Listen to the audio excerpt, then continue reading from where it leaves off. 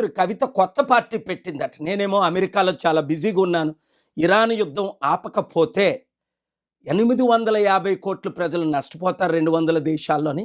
రాత్రి పగలు ట్రంప్ గారితో, స్పీకర్ మైక్ జాన్సన్స్తో, లీడర్స్ అందరితో చర్చలు జరిపిస్తున్నాను. ఈ లోపున మన తెలుగు రాష్ట్రాలను సర్వనాశనం చేయడానికి అనేక మంది ఇంతకుముందు ఎలా పార్టీలు పెట్టారో అలాగే తెలంగాణను సర్వనాశనం చేయడానికి కవిత ఇంకొక పార్టీ పెట్టింది. ఎవరు పెట్టించారు, ఎందుకు పెట్టించారు అవన్నీ మీకు తెలుసు. అందుకే 1000 మంది ఎక్స్ఎమ్మెల్యేలు, ఎక్స్ఎంపీలు, ఎక్స్ మినిస్టర్లు ఒక్కరు కూడా జాయిన్ అవ్వలేదు. కేవలం తండ్రితో ఉన్న గొడవ. అప్పుడే చెప్పారు కేసీఆర్ గారు 2008లోనే. కవిత నా చారిటీ సిటీకి వచ్చినప్పుడు, సార్ మీరు 10 కోట్లు అడిగితే 15 కోట్లు ఇస్తానన్నా. కవిత అడుగుతుంది ఎంత ఇమ్మంటారంటే, కవిత నమ్మొద్దు, ఏమీ డబ్బులు ఇవ్వద్దు అని. కేవలం అన్నతో ఉన్న గొడవలతో తండ్రి సెటిల్ చేయకపోతే లక్షల కోట్లు ఆస్తి కొరకు, ఎందుకంటే కేసీఆర్ గారు తెలంగాణ ఏర్పడినప్పుడు 1,40,000 కోట్లు మిగిలింది. ఆయన 10 సంవత్సరాలు వెళ్ళినప్పుడు 25 లక్షల కోట్లు దాదాపు బడ్జెట్. ఆ తర్వాత 8 లక్షల కోట్లు అప్పు. అంటే 33 ప్లస్ దాదాపు 35 లక్షల కోట్లు. ఎన్ని లక్షల కోట్లు మిగిలింది? తనకి ఎన్ని లక్షల కోట్లు ఇవ్వాలి? నాకెందుకు సీఎం పోస్ట్ ఇవ్వరు?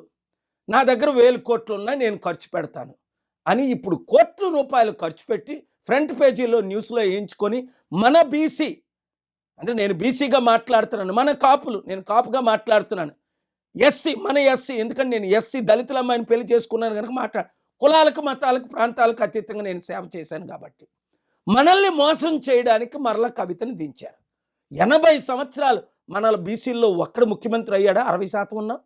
మన కాపుల్లో ఒక్కడిని ముఖ్యమంత్రి చేశారా? 27% ఉన్నాం. మన దళితులు కానీ, ఎస్టీలు కానీ, ముస్లింలు కానీ, క్రిస్టియన్స్ని కానీ ఒక్కరిని 5 సంవత్సరాలు ముఖ్యమంత్రి చేశారా? ఇప్పుడున్న పార్టీలు 12 మంది రెడ్లు అయ్యారే. 3% ఉన్న వాళ్ళు 3 అయ్యారే. మనల్ని అవ్వనెవరు? వాళ్ళదే దోచుకోవడం, దాచుకోవడం, ఖర్చు పెట్టడం. అందుకే కవిత 1000 కోట్లు దోచుకున్నది, 1000 కోట్లు దాచుకున్నది, లక్షల కోట్లు సంపాదించడానికి తండ్రితో ఫైట్ చేసి, శర్మిల ఏ విధంగా అన్నతో జగన్తో ఫైట్ చేసి, అప్పుడే చెప్పాను శర్మిల పార్టీ ఫైట్ కొరకే, సక్సెస్ అవ్వదు, క్లోజ్ అయిపోద్ది. పవన్ కళ్యాణ్ టీడీపీ బీజేపీలో కలిసిపోతాడు. చిరంజీవి కంప్లీట్గా కాంగ్రెస్ పెట్టిన పార్టీ కాంగ్రెస్లో విలీనం అవుతాడని 2008లో నేను చెప్పలేదా? 2011లో ఆయన విలీనం అయిపోలేదా ఎంపీ తీసుకొని? ఇంకెన్నిసార్లు మోసపోతారు? మంచి వారికి అవకాశం ఇవ్వలేదా కోదండరామ్ లాంటి వాళ్ళకి? కనుక ఈ ఇప్పుడున్న 2-3 కులాలే కదా 80 సంవత్సరాలు మన తెలుగు రాష్ట్రాలు వెళ్తున్నాయి. ఈరోజు తెలంగాణ అప్పు 10-12 లక్షల కోట్లు, ఆంధ్ర అప్పు 13 లక్షల కోట్లు. అప్పులు ఎలా తీర్చుతారని అడిగితే కవిత అంటది 1,00,000 కోట్లు మిగిలి ఉన్నాయట. అంటే ఆవిడ కనీసం ఏబిసిడీలు కూడా తెలియదు. 1,00,000 కోట్లు మిగలలేదు. సంవత్సరానికి ఇప్పుడు తెలంగాణ గవర్నమెంట్ అప్పు చేస్తుంది 1,00,000 కోట్లు దాటి, వడ్డీ దాదాపు 50,000 కోట్లు, ఆదాయం కేవలం 2 లక్షల కోట్లే. అర్థం చేసుకోండి. వీళ్ళ వలన, కవిత వలన ఎవ్వరికి ఒరిగేది ఏమీ లేదు. కేవలం తన ఫైట్ కొరకు BC, SC, ST, Christian, Muslims అందరూ ఏకము కండి గద్దరన్న చేరిన Prajashanti party chief secretary Danamayya గారు Mala, IAS chief secretary Rosaiah గారు మాదిగ. కులాలను పక్కకు పెట్టి రండి పాల్గారితో చేరుదామని మన ప్రజాశాంతి పార్టీలో చేరారు. రిటైర్డ్ డీజీపీ సాంగ్లియానా గారు ఇప్పుడు కూడా బ్రతికే ఉన్నారు. ఇలాంటి 100 మంది గద్దరన్న లాంటి వారు ఎందుకు చేరారు? నేను ఒక్కడనే అభివృద్ధి చేయగలను, అప్పులు తీర్చగలను, కంపెనీలు తీసుకొచ్చాను, కంపెనీలు తీసుకురాగలను, ఎకానమీని డబుల్ చేయగలను. ప్రపంచంలో ఉన్న నాయకులందరూ నాకు తెలుసు, బిజినెస్ లీడర్స్ అందరూ తెలుసు. ఇప్పుడు వరకు 100 కంపెనీలు తీసుకొచ్చాను, అప్పుడు చెప్పుకోలేదు, ఇప్పుడు చెప్తున్నాను. ఎందుకు అంటే మన రాష్ట్రాలు బాగుపడాలి, మన దేశం బాగుపడాలి.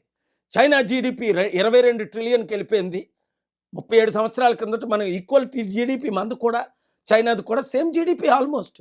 ఈరోజు మనం అడుక్కుంటే డబ్బులు ఇచ్చిన వాళ్ళు లేరు. కనుక యూత్ 60 లక్షలు ఉద్యోగాలు ఇస్తానంటది, 6 లక్షలు అనడానికి ఏముంది? దానికైనా విలువ ఉందా? కేసీఆర్ గారు 100 మాటలు అనలేదా?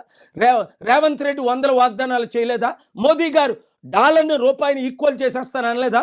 56 రూపాయలు ఉన్నప్పుడు ఇప్పుడు అదే డాలర్ 96 రూపాయలు అయింది. వీళ్ళని నమ్మి మీరు మోసపోతారా? మన బీసీ, ఎస్సీ, ఎస్టీ, క్రిస్టియన్, ముస్లింలు అందరూ ఏకం అవుదామా? మీరే నిర్ణయం తీసుకోండి. మోసపోతారా? మరొక 80 సంవత్సరాలు మోసాన్ని ఆపి వచ్చే 2-3 సంవత్సరాలు అందరము ఏకమయ్యి ఎక్స్ ఎమ్మెల్యేలు, ఎక్స్ మినిస్టర్లు, ఎక్స్ ఐఏఎస్లు, రిటైర్డ్ ప్రొఫెసర్స్, డాక్టర్స్, ఇంజనీర్, ముఖ్యంగా యూత్ జాబులు నేను ఒక్కడనే తేగలను, అప్పులు నేను ఒక్కడనే తీర్చగలను, అభివృద్ధి నేను ఒక్కడనే చేయగలను. అందుకే ఈరోజు ట్రంప్ మొదలుకొని ప్రపంచ నాయకులందరూ నా సలహాలు తీసుకుంటున్నారు, నాతో కూర్చుంటున్నారు, నాతో సమయం గడుపుతున్నారు. ఎందుకు? ప్రాబ్లమ్స్ అందరికీ తెలుసు, కానీ ఎవరు సాల్వ్ చేయగలరు?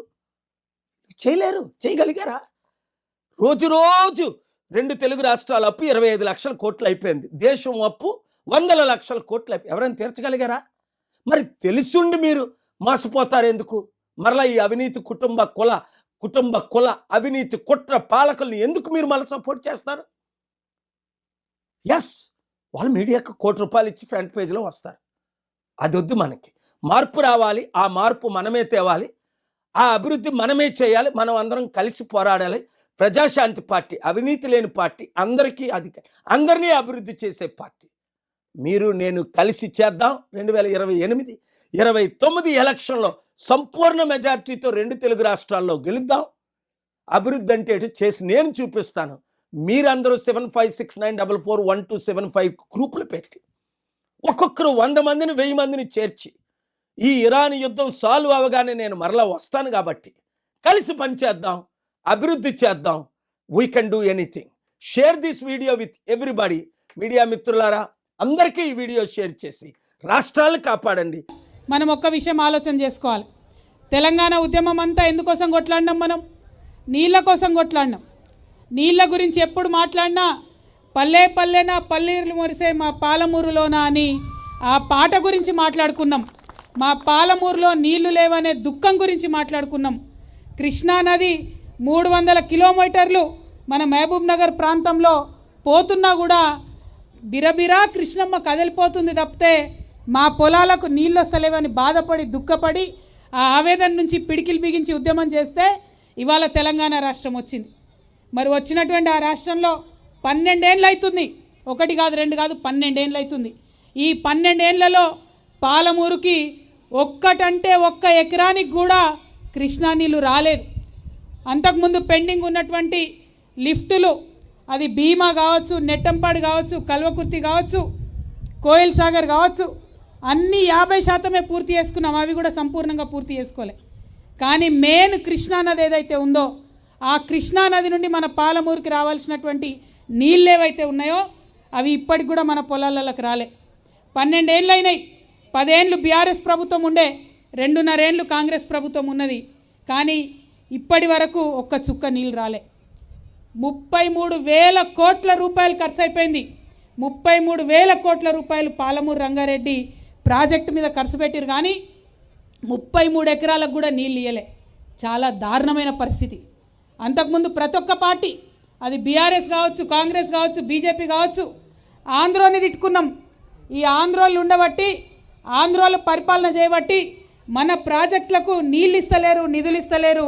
మన ప్రాజెక్టులకు కాలువలు చిన్నగా పెడుతున్నారు, తూములు చిన్నగా పెడుతున్నారు, ఆంధ్ర ప్రాజెక్టులకు పెద్దగా పెట్టుకుంటున్నారని ఆనాడు గుండెలు బాదుకొని ఏడ్చినటువంటి నాయకులందరూ కూడా అవసరానికి ఎలక్షన్ మందం ఆంధ్రోలను తిట్టుకొని ఓట్లు దండుకున్నటువంటి నాయకులందరూ కూడా 10 ఏళ్ళు పరిపాలించేటటువంటి అవకాశం వస్తే ఒక్క ఎకరానికి కూడా కృష్ణా నీళ్ళు రాలే. ఇది నేను వాస్తవం చెప్తున్నా.